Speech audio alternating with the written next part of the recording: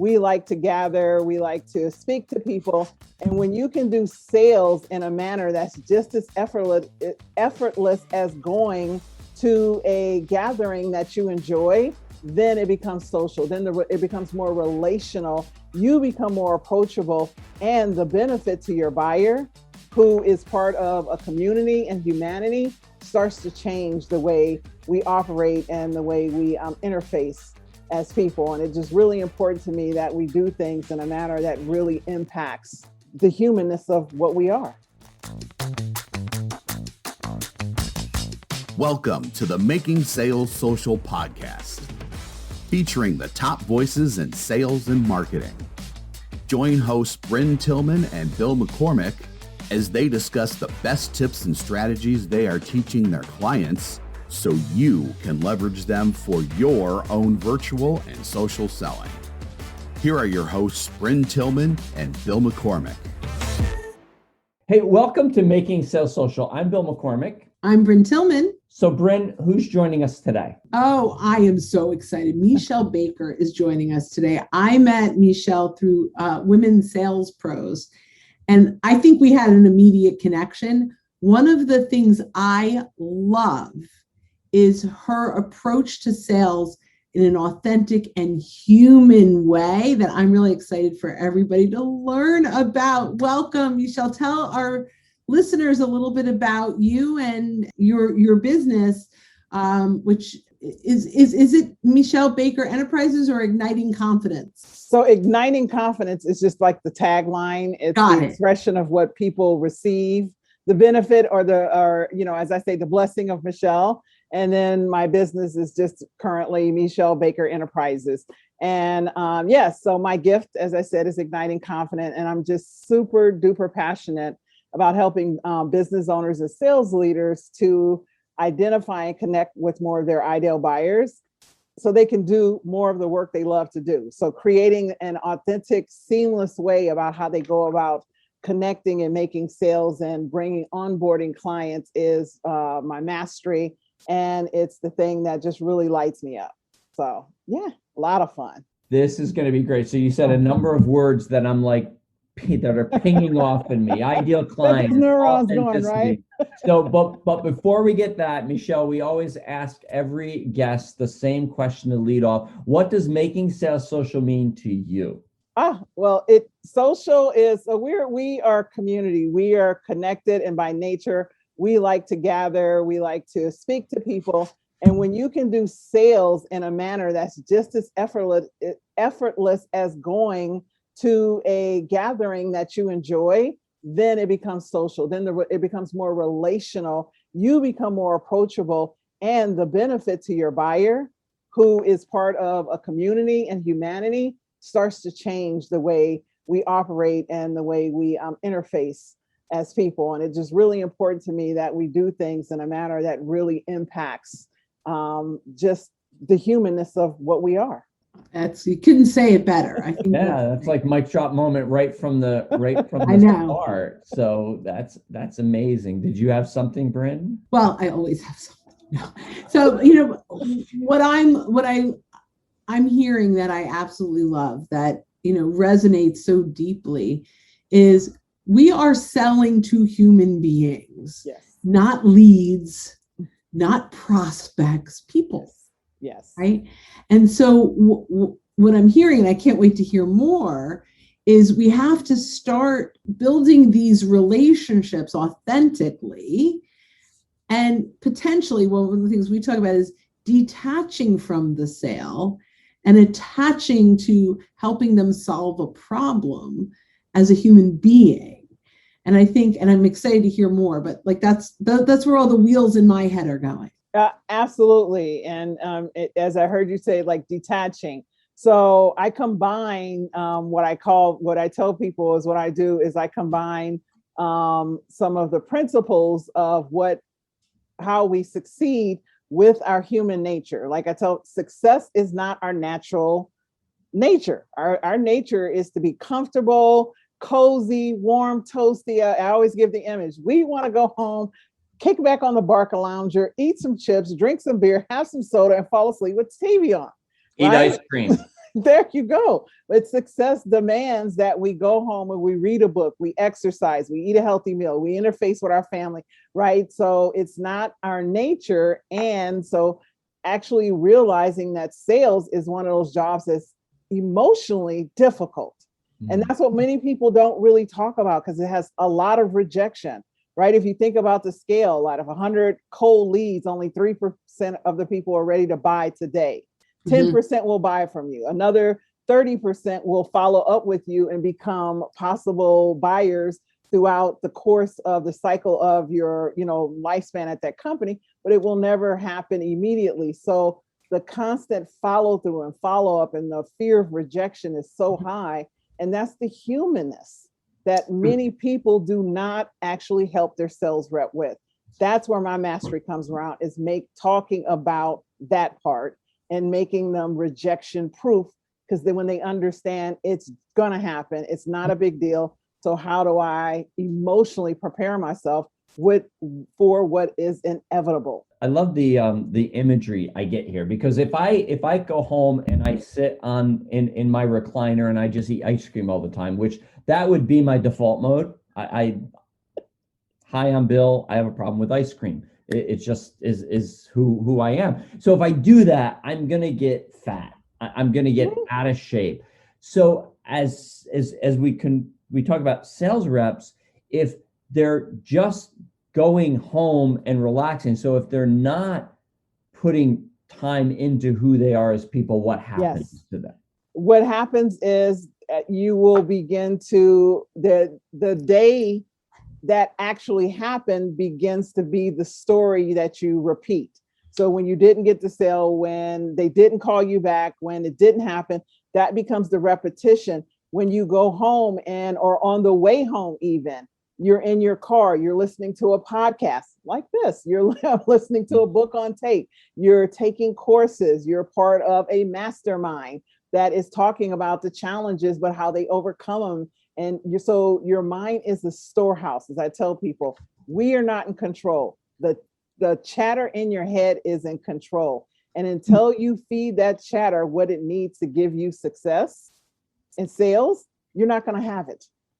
So do you think of chatter like mantras, or like what is chat, like define chatter and how we can control that maybe? Yes. So in terms of the way we are, 90% of our decision-making comes from the unconscious. It's already made before, right? So once you actually open your mouth and start talking, it's already too late.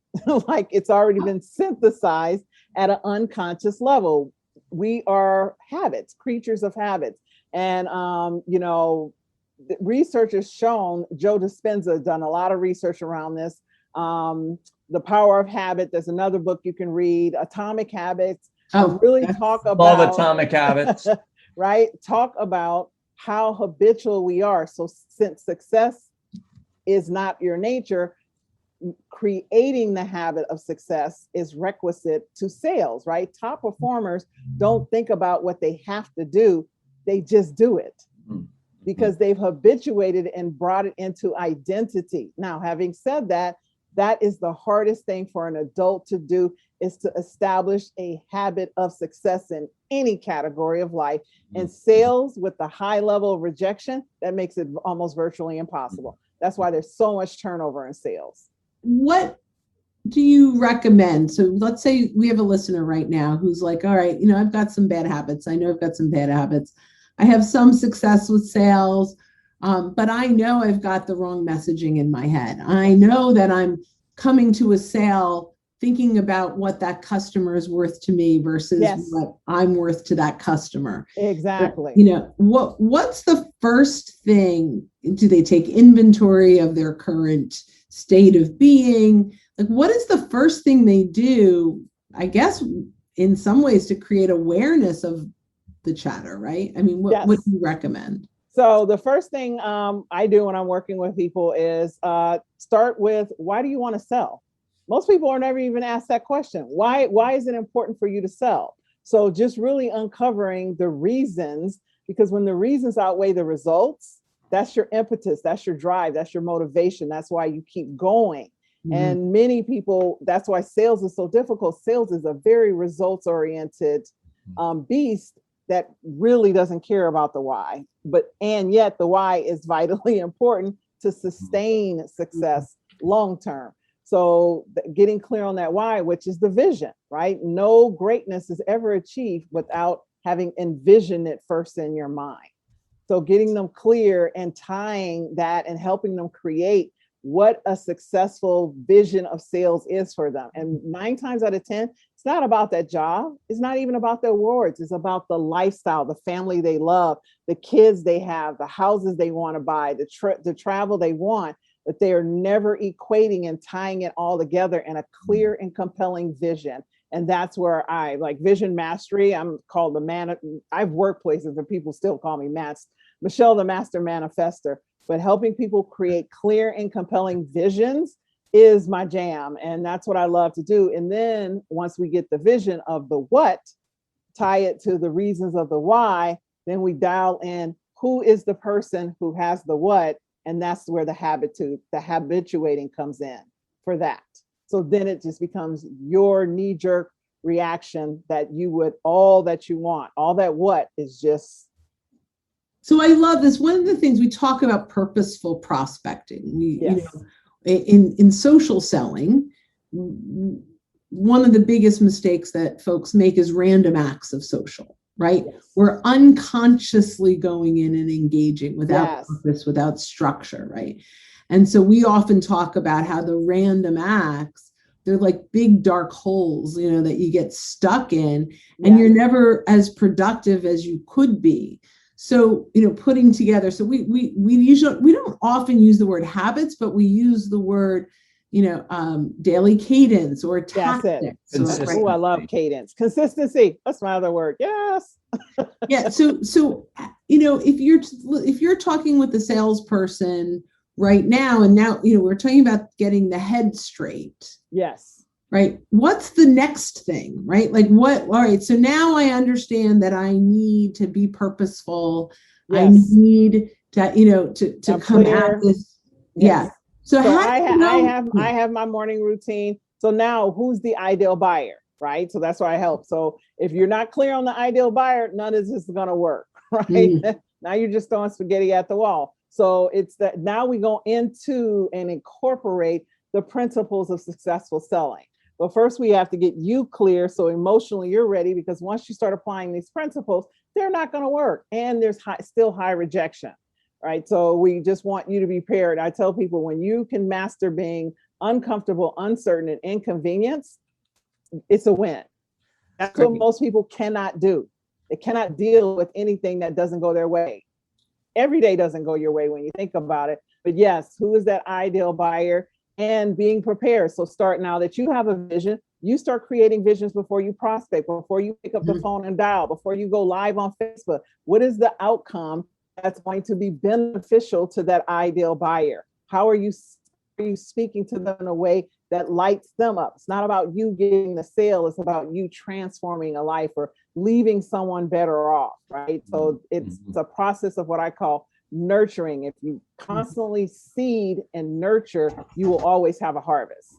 But most of what is taught in sales is just how to go out and hunt. And then you constantly have to hunt. And right, so it's a kill, right? Kill or be killed kind of principle, which is exhausting, overwhelming, frustrating, versus just your natural ability of how you light up when you think about that ideal buyer, and that lights them up. And then doing the activities that maintain that energetic belief, because I always say a transaction is just your belief. So it's your belief that someone else would take action. And what you're transferring is belief. You're transferring your belief that the buyer would take action. Belief is emotional. So if you haven't dealt with your emotions, you cannot convince them, or you cannot influence them to take the action that you believe is in their best interest. So I love the phrase "light them up." Like, I think that's so cool, right? Like we can be really excited about what we do. And when Bill and I talk about social selling, like we have, we light up, we're excited, but the key is not our excitement. Mm-hmm. The key is to, I guess, transmit. That's probably not that. It's to help the person on the other side yes, get as excited about it as we are with the vision of how this can help them transform. yes. Love that. Yeah, I think of the Scott Schilling quote, coming in with high intention and low attachment, and coming in with this high intention that we're going to do this, that we're going to take them on this journey. We talk about the journey, the buyer's journey. We talk about not leading with our solution, but leading to our solution. And so leading them to the light, Yes. So that we light them up. This is fantastic. I'm taking a bunch of notes here. So yes. So this is so good. Yeah, this is and this is one of the things I enjoy. When I tell people, when people hire me to speak to their teams or train their teams, my commitment is that I will help you create successful humans that will sell well, right? I'm not promising you that I'm going to go and teach, because what you want is you want them, because having a great sales force also means that you also, the greatest companies understand that their employees are actually selling their company for them in everything they do. Yeah. Right? So when you go to, when those employees go to happy hours, and I always remember this when I was a sales rep or when I worked for a company, and I always listened to the people who complained about their jobs, because I wasn't that person.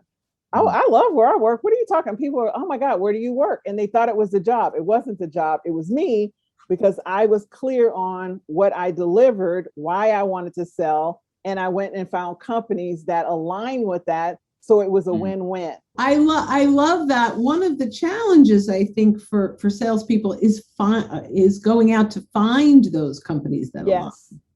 Yes. What recommendations do you have? I know, and then Bill has a question after that. Well, I don't personally do hiring or things like that, but I have worked with sales reps before who I've coached. And what we do is they literally write out their ideal role, what the ideal job. And then again, we go through the process, write out whatever you want. Now we've got to look at your qualities, right? Because remember, somebody is hiring you to help them build their business. So you say you want this, what is the value that you bring, right? If you want more, you must become more. We're adults. Genie and Santa Claus is not coming, people. You want more, you become more. You want a better job. Why are you more valuable to that company? You want a raise, you want a promotion. Why are you more valuable to the company? Have you invested in yourself? Are you showing up early? Right? What makes it worth it to that employer for you to be advantageous to them? And when you're clear on that, when you're able to, that's when you actually attract more opportunity, because when you're interviewing them to see why they get you instead of why you get the job. Ultimately, we often say there are 3 elements to this, right? You have to love it.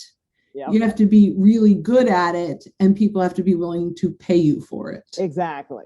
Yeah. So that's like the trifecta. Bill, I'm sorry. I know it's all yours. That's fine. I just want to go back to that, because what if you're a sales rep and you're at a company now and you're trying to sell authentically, but from the top down, we just care about these numbers. We just care about you doing this amount of calls per day. And we don't care what you have to say to get them on the phone. We don't care what you have to say to get a signature.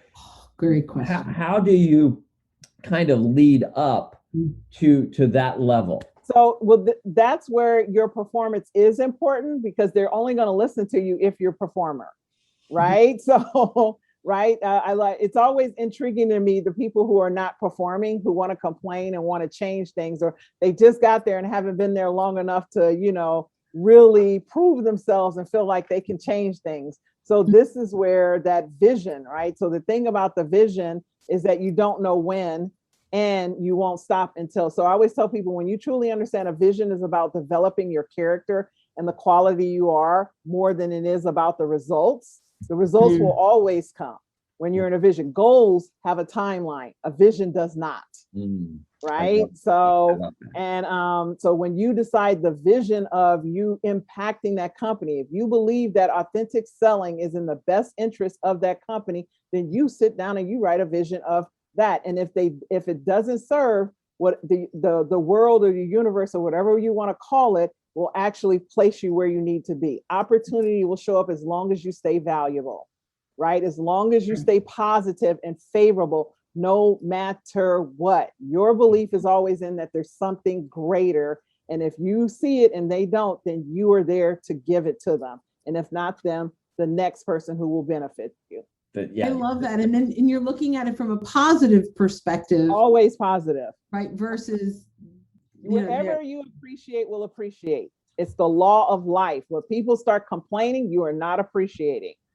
Always stay in that appreciating state, no matter what anyone else's does. If you want to keep your value high, you appreciate always, no matter what. And I think you have to approach it from the point of a high level professional athlete. Yes. And a high level professional athlete doesn't just go to practice once a week.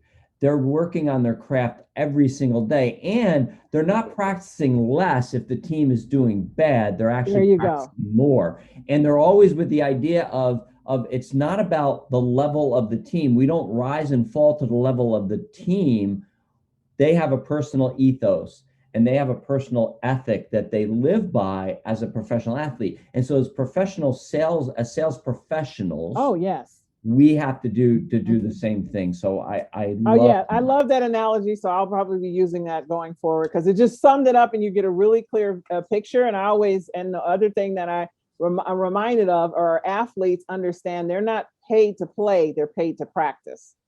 Oh, that's good. So that's good. So I stole mine. I stole the previous one from Larry Levine. I'm going to steal that from you and put it together, and then it'll be Bill's. I know, right? We just sealed it up. But yes, right? Because the game is only one time. That's the right. Practice is the repetition all the time, 10,000 times, so that in the game, it's identity. You no longer think you can't, because you've done it so many times. And that's why sales muscle memory. Right. So you get clear. What is the success of my sales role, where I am? And then you go do the practice, the identity, right, of who you're becoming. And then you just keep practicing that. So when the opportunity shows up, your knee jerk is done. And that where the reservoir, the 90% of your unconscious, is already chocked with belief that you can, you are, and you're able. All right, so I'm just going to tell everyone, pause this right now, rewind to these last couple of minutes. Brilliant. And just keep re-listening to that, because that's where success lies in sales. So you're not paid really to get signatures on a contract. You're paid for all the work that you do that lead up to that moment. Yes. And that's where the practice lies. None of us need to be trained how to take a signed contract. That's natural. I'll do that all day long. So this is so good. And unfortunately, we are coming to the end of our time. But wow, this is fantastic. So Meshell, tell everyone a little bit more about what you do, how they might get a hold of you to work with you, and how they can stay in touch with you. Yeah, well, thanks so much. So a little bit about the work I do. You work with me in several ways. One is speaking. So people bring me in, and I always call it the warm up, right? So you'll bring me in to either speak or do a half day or full day with your team or your client facing employees, right? And it's all about helping them to reimagine what success looks like for them, right? And so then they'll either bring me in for sales, for training, which I do is either as, strictly confidence, or it's the sales confidence. So it's the psychology. The work I do requires that they do at least 12 weeks, because it's behavioral. It's all conditioning, and there is no, right? So the sales playbook, the 1 week, that is not anything. I can refer you to people who do that, but many people I know have already done that. And they're wondering why they're not getting consistent results. They're wondering why they have turnover. They're wondering why they can't keep people motivated, right? Or they're dealing with a team that's been hit hard by COVID, and they're really wanting to amp them up, to ignite their belief that they can succeed in the vision of the company that's created. And that's where I come in and do that work with business owners and sales leaders to help them to really create lasting, long-term behavioral changes. Fantastic. And so how can folks so they can get in touch with me by either email me at Meshell@meshellbaker.com. So you can email me directly, and I will send you a link, or myself or my assistant will send you a link, and we'll get on a chat and see what fun and magic we can make with you and your team. Or if you are wanting to connect and just use a tool, if my name is MeshelRbaker.com/vision, I have a vision board download that you can actually access, and it'll also give you, so that people can think about what the clarity of the vision is. So thank you so much, Meshell. This was so good. I've got a whole page of notes here. And thank you to all those who have been listening and watching. And we hope to see you again soon. And don't forget, as you're out and about this week, don't forget to make your sales social. Bye-bye, everyone. Thanks for listening, and join us again for more special guest instructors bringing you marketing, sales training, and social selling strategies that will set you apart. Don't forget to subscribe to get the latest episodes from the Making Sales Social podcast. Leave a review down below. Tell us what you think, what you learned, and what you want to hear from us next. You can also listen to us on Apple Podcasts, Spotify, Stitcher, and Google Play. Visit our website, socialsaleslink.com, for more information.